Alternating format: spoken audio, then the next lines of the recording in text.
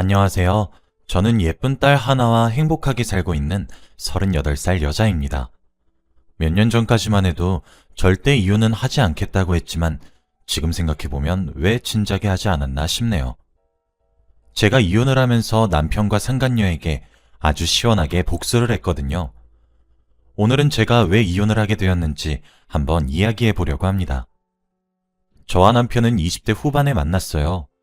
그때 남편은 대학교를 졸업하고 군대를 갔다 와서 사업을 준비하고 있던 사람이었고, 저는 일반 직장인이었죠. 저는 제 월급으로 어느 정도 먹고 살 정도였고, 또래에 비해 모아둔 돈도 꽤 있었습니다. 그런데 남편은 사업을 하면 망하는 게 대부분이라 빚만 잔뜩 있었고, 시댁분들도 다 하나같이 남편의 사업을 말렸죠. 그치만 저는 그 사람이 언젠가는 꼭 성공할 거라고 믿었기 때문에 항상 옆에서 응원하고 지지해 주었습니다. 그런데 연이은 사업 실패에 정말 돈이 부족했을 때가 있었는데 제가 어릴 때부터 모아왔던 적금들까지 깨면서 사업 자금을 빌려주었어요. 남편은 당연히 고맙다고 했고 저는 그 사람을 사랑했기 때문에 전혀 아깝지 않았죠. 제가 돈을 어느 정도 많이 빌려주고 옆에서 힘이 돼주니 남편의 부모님은 저에게 아이고, 우리 아들이 사업복은 없어도 며느리복은 있나 보네. 고마워요. 라고 했습니다. 저는 남편과 결혼할 마음이 없었는데 여자친구인 저를 며느리라고 부르시니까 기분은 좋더라고요. 아무튼 남편은 제가 빌려준 돈으로 사업 준비를 했고 그 사업은 이때까지 했던 것들과는 다르게 굉장히 번창했어요.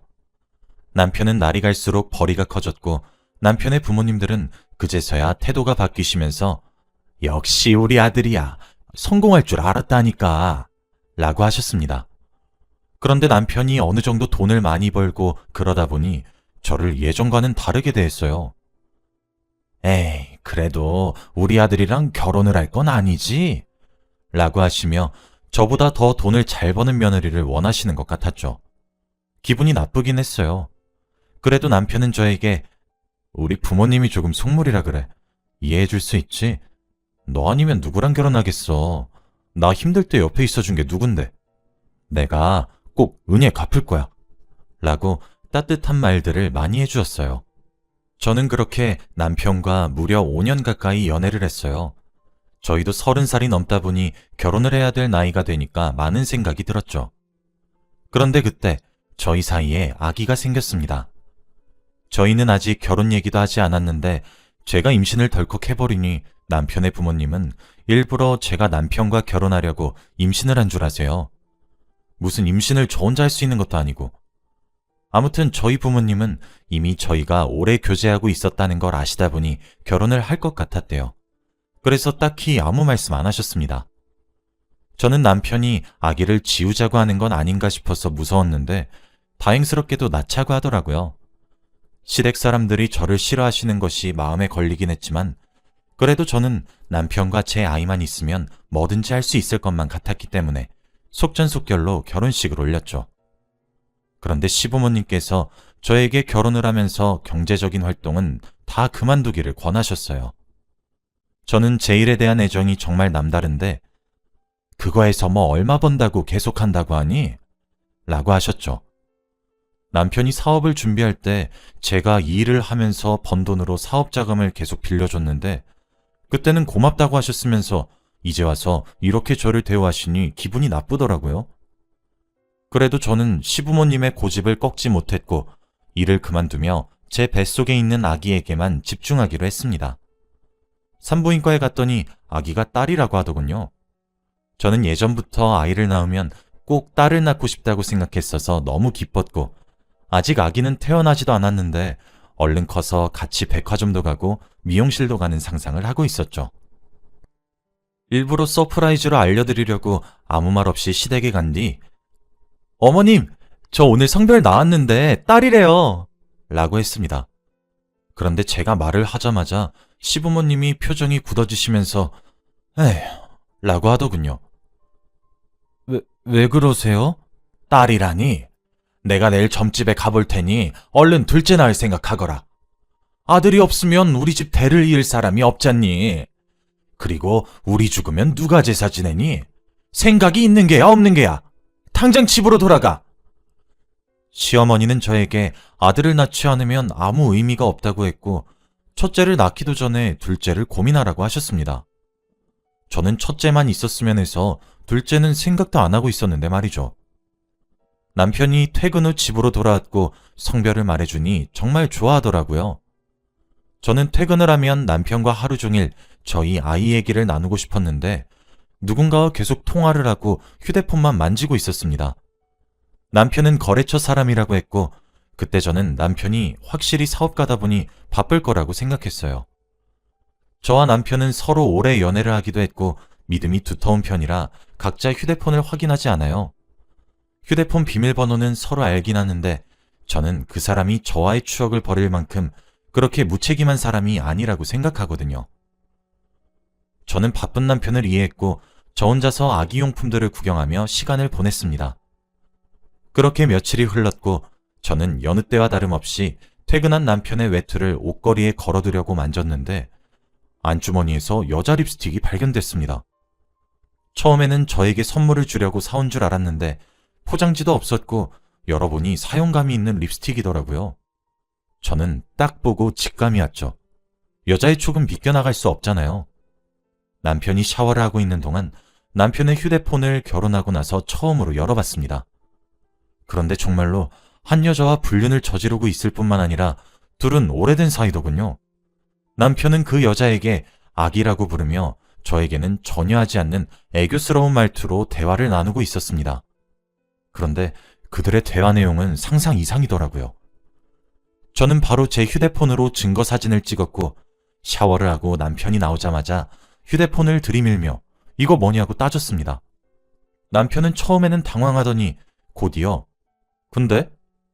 너는 돈만 있으면 되는 거 아니야? 그냥 너도 새로운 남자 만나. 라며 아주 당당하게 말했어요.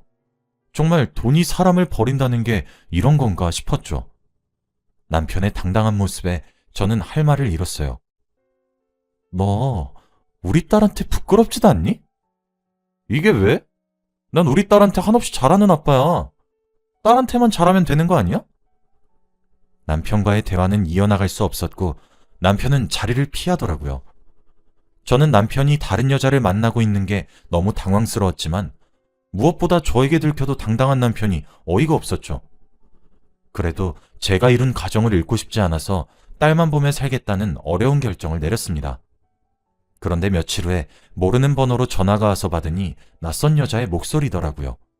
여보세요? 저기요, 태호 오빠 아내분이죠? 저 태호 오빠랑 사귀는 사람이에요. 오빠한테 얘기 들었어요. 다 아신다면서요? 아주 쌍으로 얼굴에 철판을 깔았는지 남편의 상간녀는 제 전화번호를 남편에게 받아서 전화를 했더라고요. 근데 왜 전화하셨죠? 저희 곧 결혼할 거라서요. 얼른 이혼을 해주셨으면 좋겠어요. 양육비 많이 드릴 테니까 딸 데리고 나가주세요. 저에게 이래라 저래라 하는 그 여자는 도대체 무슨 자신감으로 저러는지 당황스러웠고 둘이서 결혼을 한다는 건 또 무슨 경우인지 이해가 되지 않았어요. 저는 모르는 일입니다. 둘이 행복하게 사는 걸 보라고요? 제가 죽는 한이 있어도 절대 이혼 안 해요. 하고 전화를 뚝 끊어버렸습니다.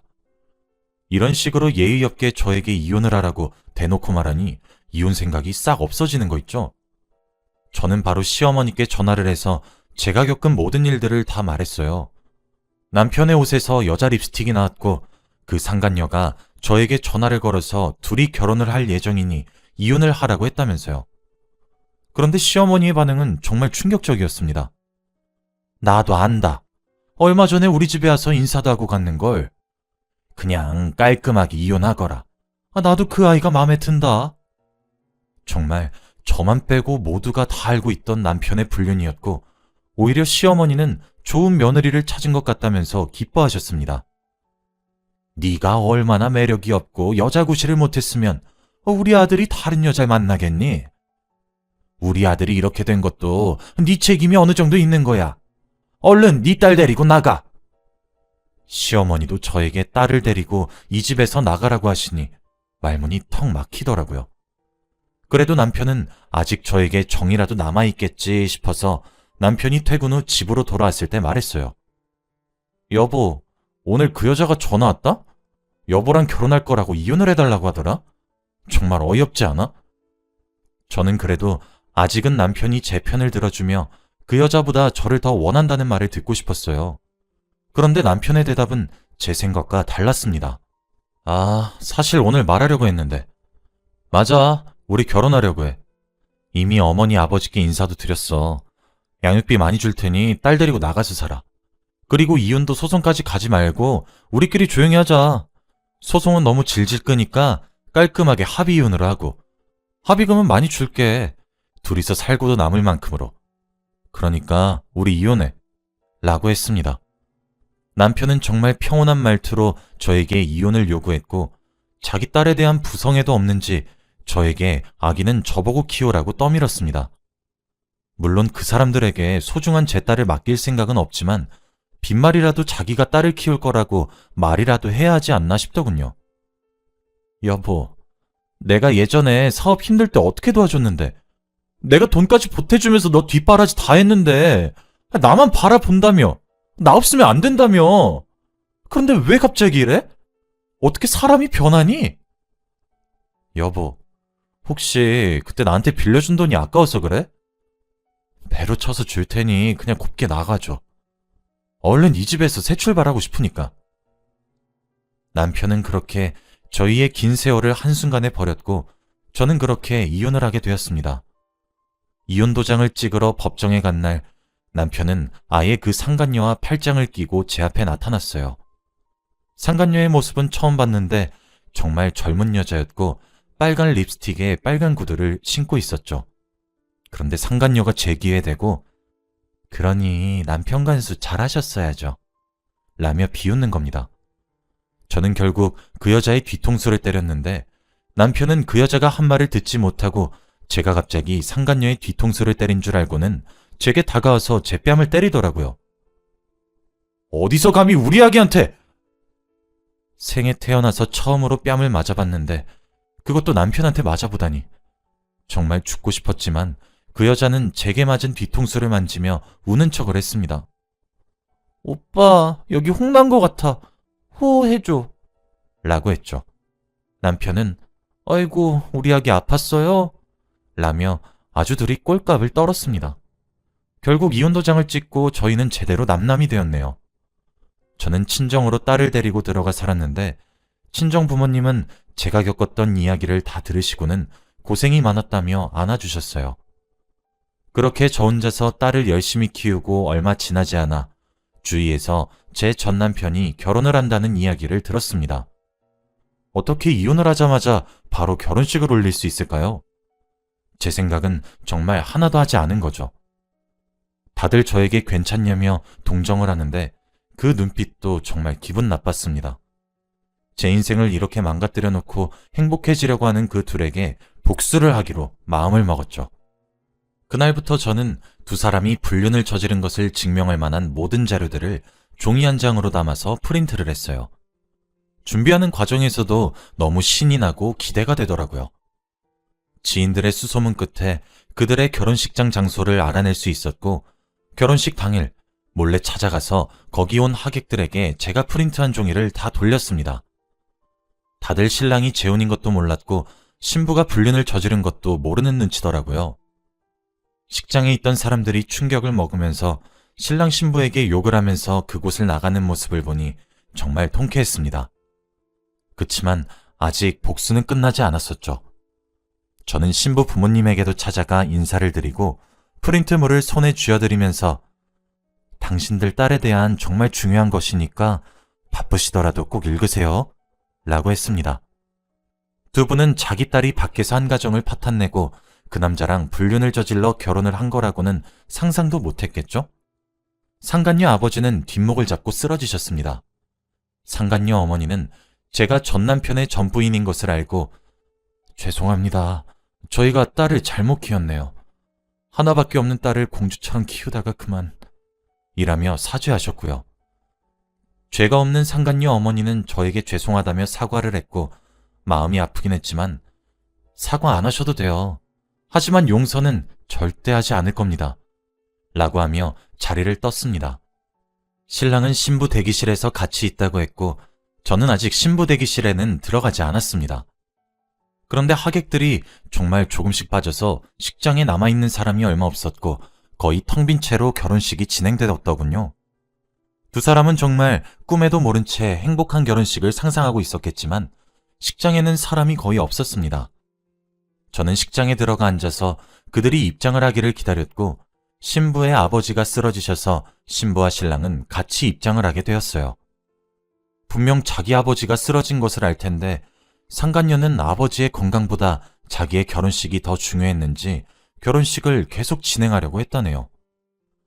아무튼 식장에 거대한 문이 열리자 두 사람은 휑한 하객들의 자리에 둘 다 당황한 모습이었고 그래도 앞으로 나아가야 하니 꿋꿋이 걸어가더군요. 저는 바로 앞에서 그들을 지켜보았는데 저와 전남편과 상간녀는 눈이 마주쳤고 제가 프린트한 종이를 걷고 있는 그들에게 주었습니다. 그들은 제가 준 것을 보고는 기겁을 하며 고함을 질러댔고 저는 그대로 식장을 빠져나왔습니다. 더 이상 결혼식은 진행이 불가능했고 결국 취소되었죠. 그들에게 제 인생을 망친 대가를 제대로 치르게 한 것 같아서 정말 통쾌했고 지인까지 떠나게 하니 너무 행복했습니다. 저는 집으로 돌아가자마자 기쁜 마음에 딸을 안으면서 날아다녔어요. 얼마 뒤에 알게 된 사실인데 둘은 갈라섰다고 합니다. 상간녀의 부모님께서 제 전남편이 그런 사람인 것을 알고는 결혼을 반대했다고 해요. 그런데도 상간녀는 결혼을 하겠다며 반항을 하다가 집에서 쫓겨났답니다. 상간녀는 저에게 전화가 와서 야, 내가 너 지구 끝까지 쫓아가서 복수할 거야. 나 혼잔 절대 안 죽어! 라고 하고는 전화를 뚝 끊더라고요. 저는 전혀 겁을 먹지 않았고 그녀가 어떻게 저에게 복수를 할지 기대가 되었습니다. 저는 인생에서 몇십 년을 정말 후회 속에서 살았네요. 뭣도 아니었던 전 남편이 뭐가 그렇게 좋다고 다 퍼졌는지. 그래도 그 사람 아니었으면 지금 이렇게 예쁜 딸아이는 없었겠죠. 그리고 제가 매달리기 전에 그 사람이 먼저 저에게 떨어져 나간 거에 감사하기로 마음먹으니 조금 나아지더군요. 그 일이 있고 나서 전 남편은 저에게 전화나 문자를 자주 하며 미안하다고 했고 딸을 핑계로 계속 만나려고 해요. 그리고 저는 일을 다시 시작했는데 제 직장으로 꽃이나 선물들을 자주 보냅니다. 저는 아예 택배를 먼저 받아주시는 저희 관리 아저씨께 바로 버리라고 합니다. 지금은 제 인생에서 불필요한 것들은 다 걷어냈고 제 딸과 저만을 위해서만 살고 있네요. 오히려 그런 아빠는 없는 게 더 낫다고 생각합니다. 제 이야기는 여기까지이고 들어주셔서 감사합니다.